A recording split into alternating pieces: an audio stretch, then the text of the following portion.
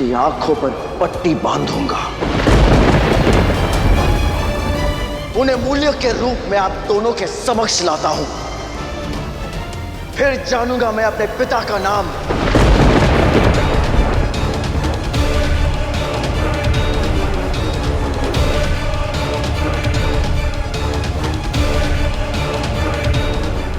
मैं अभी देखता हूं कैसे ये दुष्ट अंधकासुर मेरे गुरु, मेरे आराध्य, मेरे शिव की आंखों पर पट्टी कैसे बांधता है।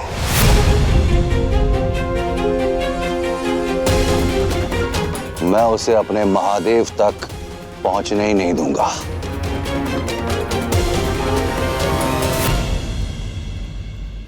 रुक जाओ भौम।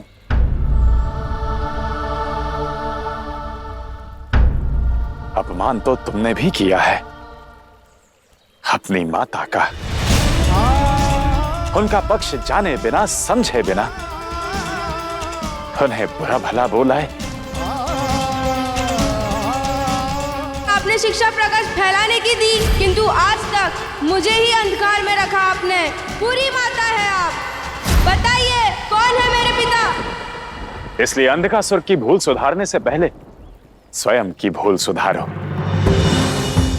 जाओ हर अपनी माता से क्षमा मांगो, क्योंकि जिसके माता के मन में पीड़ा हो उसके संतान की विजय कोई महत्व नहीं रखती।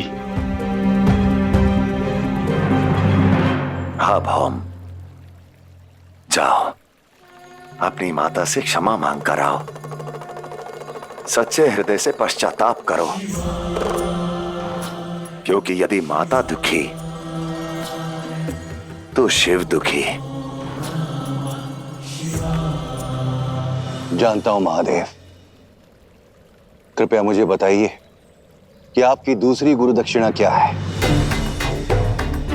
मैं तुम्हें अपना शिष्य स्वीकार करने के लिए सज्ज हूं, परंतु तुम्हें एक वचन देना होगा कि तुम मुझे 2 बार गुरु दक्षिणा दोगे। उचित समय आने पर वो अवश्य बताऊंगा। अभी प्रस्थान करो। जो आज्ञा प्रभु।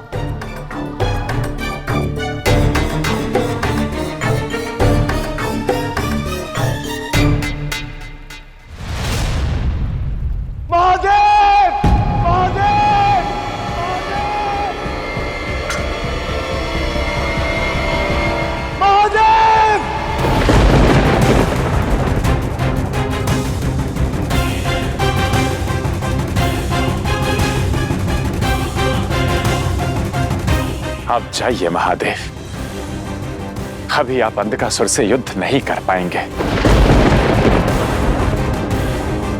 क्योंकि अभी वो क्षण नहीं आया है। नारायण, अंधकासुर फिर आपकी आंखों में पट्टी बांध देगा। पाप का घड़ा है देवी, भरते भरते ही भरेगा। किंतु ये पात्र कब भरेगा? अंधकासुर के पापों की काट क्या होगी? क्योंकि बिना अंधकासुर की उत्पत्ति का सत्य जाने उसकी मृत्यु का मार्ग प्रशस्त करना असंभव है। हर पाप की काट मिलती है महादेव, इसकी भी मिल जाएगी।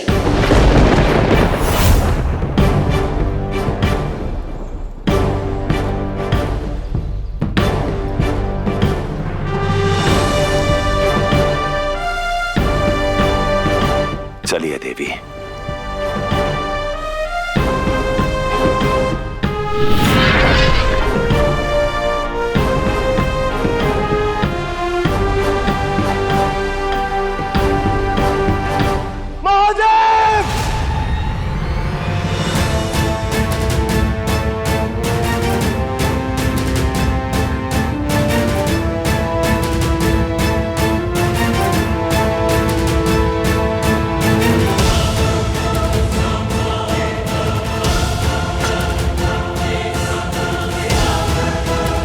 मार्ग से हट जाइए नारायण, मुझे महादेव तक पहुंचना है।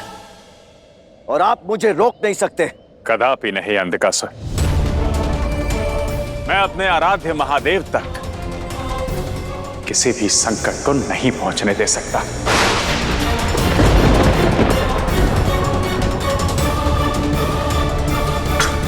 ठीक है, तो मैं भी आपको हराने में समय व्यर्थ नहीं करूंगा।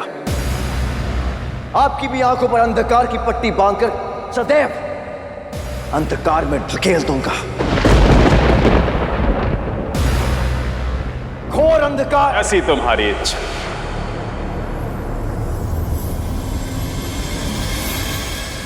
बांधो मुझे पट्टी, बांधो मुझे पट्टी, बांधो मुझे पट्टी।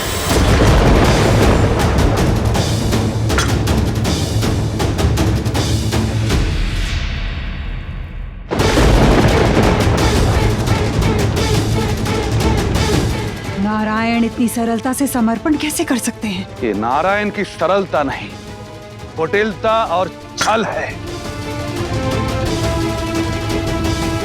नारायण का समर्पण, अवश्य ही इसके पीछे कोई बहुत बड़ा कारण है। महादेव, मेरा हृदय कहता है कि नारायण अभी तक हुई सारी उलझनों को सुलझाने का मार्ग प्रशस्त कर रहे हैं। हाँ प्रभु। क्या हुआ? रुक क्यों गए अंधकासुर? बांधो मुझे पट्टी।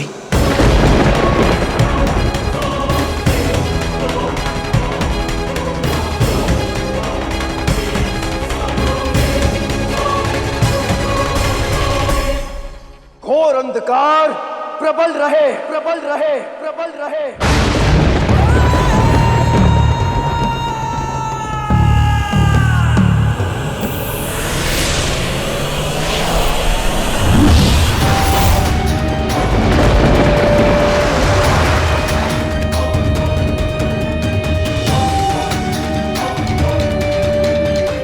बस महादेव, सभी उलझने सुलझने को है। अंधकार में जाने के लिए सज्ज हो जाइए नारायण।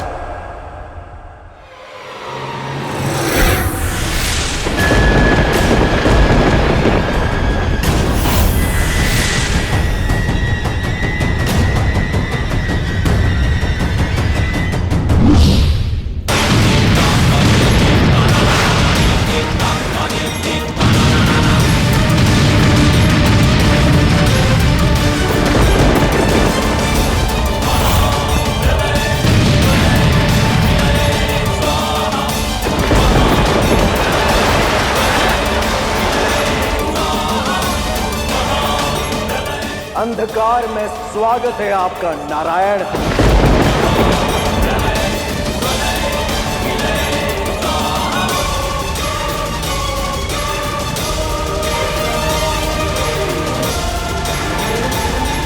देख संसार, देख संसार, देख संसार।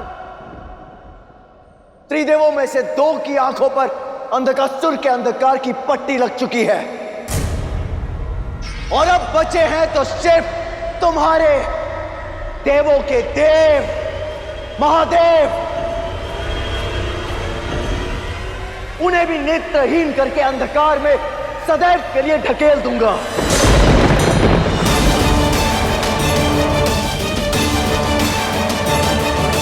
हर हर बम बम जय जय शिव शिव महादेव महाकाल नमः। विकट रूप रुद्रेश्वर शंभो प्रलयकाल विकराल नमः। भीष्मेश्वर जय भूतनाथ कैलाशी काल कपाल। लगता है दृष्टि के साथ साथ मति भी खो चुके हैं आप, तभी इस दुर्दशा में इस पराजय पर मुस्कुरा रहे हैं।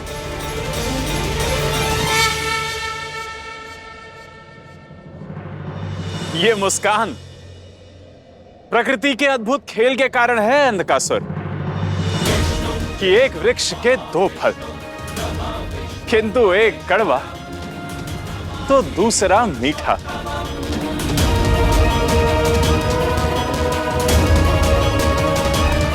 महादेव, नारायण की इस बात का अर्थ तो मैं भी नहीं समझी। एक वृक्ष के दो फल, एक मीठा और एक कड़वा, कैसे? केवल नारायण की बात नहीं देवी, उनकी कही बात के पीछे का संकेत समझने का प्रयास कीजिए। वृक्ष, फल, कड़वा, मीठा, साफ साफ बताइए नारायण, पहेलियां मत बुझाइए। पहेलियां भी उचित समय आने पर ही सुलझती हैं अंधकासुर। जब मन की दृष्टि से अंधत्व हटेगा तो इस पहेली का भी हल मिल जाएगा।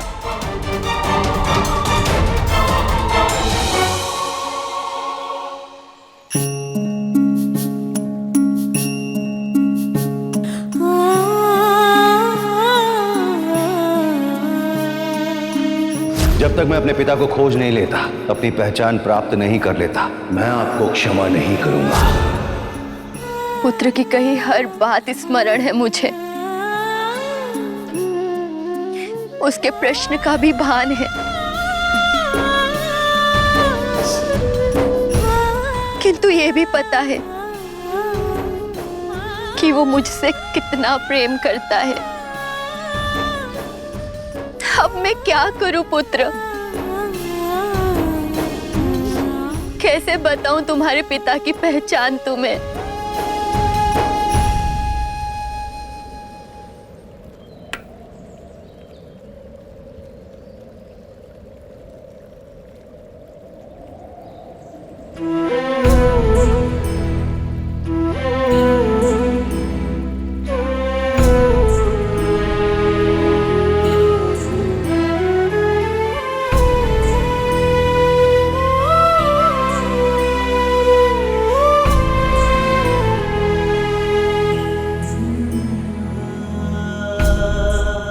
एक पुत्र की धृष्टता के कारण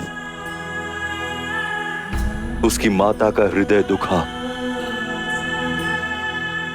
उनकी आंखों से आंसू गिरा।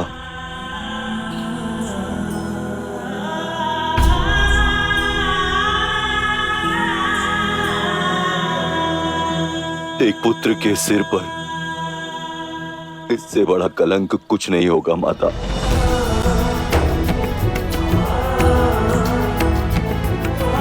माता, मुझे क्षमा कर दीजिए माता। आपके इस पुत्र ने क्रोध में आके पता नहीं क्या क्या कह दिया आपको। मैं आपके समक्ष दृष्टि उठाने के लायक नहीं रहा माता।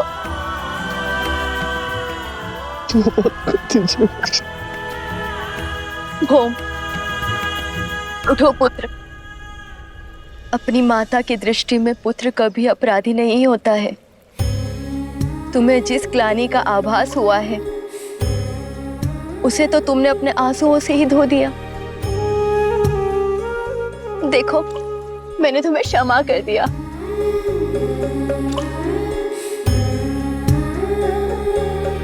माता, किसी ने सत्य कहा है कि माता का हृदय बहुत विशाल होता है। ईश्वर हर स्थान पर नहीं पहुंच सकते, इसीलिए उन्होंने माता को बनाया। और एक माँ के लिए और एक पुत्र के लिए प्यार सर्वोपरि होता है संसार में। मुझे क्षमा कर दो फिर से माता। अब रोना बंद करो। देखो, मैंने तुम्हारे लिए तुम्हारे प्रिय बेर तोड़े हैं। चलो अब खा के बताओ, मीठे हैं या कड़वे? बताइए नारायण, कैसा कड़वा फल, कैसा मीठा फल? यही कि तुम अंधकार का प्रचार करते हो और तुम्हारा भाई प्रकाश दूत है।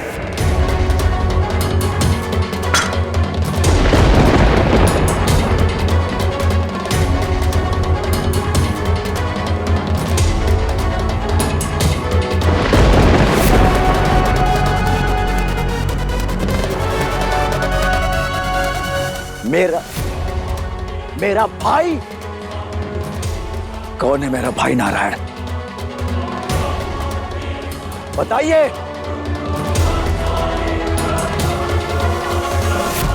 अंधकासुर का भाई? ये क्या माया है? अवश्य ही ये नारायण की कोई चाल है। कहीं नारायण अंधकासुर की काट खोज कर तो नहीं बैठे हैं? कौन है अंधकासुर का भाई? बताइए नारायण। प्रकाश का प्रतीक, धर्म का रक्षक, न्याय का सूचक हम है तुम्हारा छोटा भाई। हम है तुम्हारा छोटा भाई। हम है तुम्हारा छोटा भाई।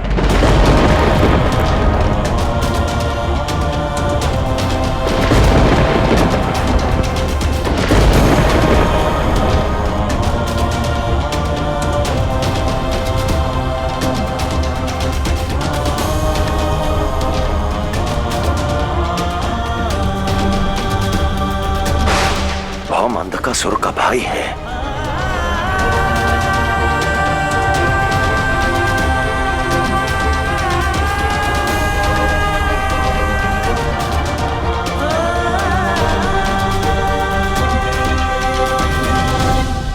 ना, यह असंभव, असत्य है ये। छल कर रहे हैं आप मेरे साथ। तुम्हारे साथ छल करने का मेरे पास कोई कारण नहीं है अंधकासुर। असत्य। पूरा संसार जानता है कि आपने हम असुरों के साथ छल के सिवाय कुछ नहीं किया है। ये भी आपका कोई षड्यंत्र ही है, अन्यथा अंधकार का स्वामी, अंधकासुर का भाई, प्रकाश का प्रतीक भौम, असंभव। मैं अपने आराध्य महादेव की सौगंध खाता हूं अंधकासुर, भौम ही तुम्हारा छोटा भाई है।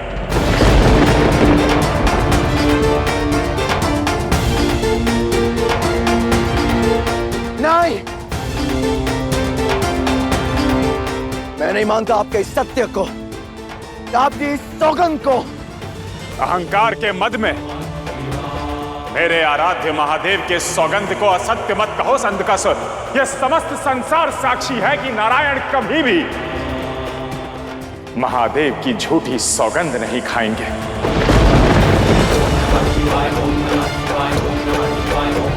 और यदि मुझ पे विश्वास नहीं है तो जाओ अपनी माता, अपने गुरु से पूछो। वो भली भांति जानते हैं कि नारायण कभी भी महादेव को लेकर असत्य नहीं कहेंगे।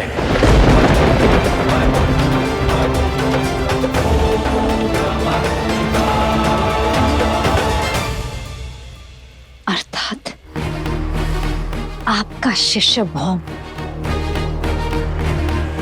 अंधकासुर का छोटा भाई है। ये कैसे हो सकता है? कैसी उलझन है ये? परंतु मुझे सब समझ आ रहा है देवी।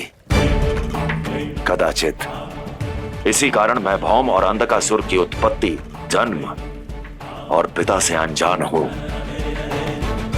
पर दोनों भाई स्वभाव में इतने भिन्न कैसे हो सकते हैं? एक संसार को अंधकार में डुबाने वाला और दूसरा प्रकाश का प्रतीक। ऐसा कैसे हो सकता है पिताश्री? ये अंतर सोच और संस्कारों का है गणेश। रक्त और कुल किसी का स्वभाव या कर्म निर्धारित नहीं करते। व्यक्ति का स्वभाव तो उसका कर्म, उसका भविष्य बनता है। भौम को भूमि देवी ने सत्य और संस्कारों के प्रकाश से सींचा है, और वहीं अंधकासुर का लालन पोषण असुर कुल में अधर्म और अंधकार के साथ हुआ है। तभी वो अधर्मी बन गया।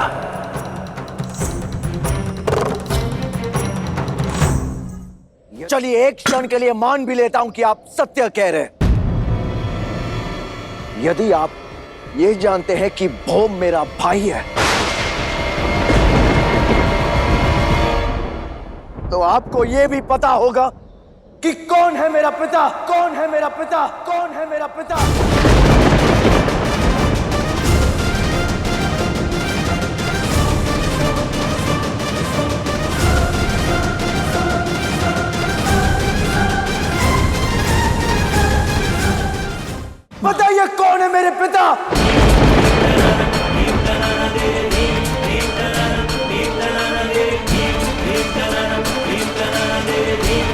गुरुदेव, कहीं नारायण इससे सत्य तो नहीं बता देंगे? हाँ नारायण, बताइए कौन है इनके पिता? उत्तर दीजिए।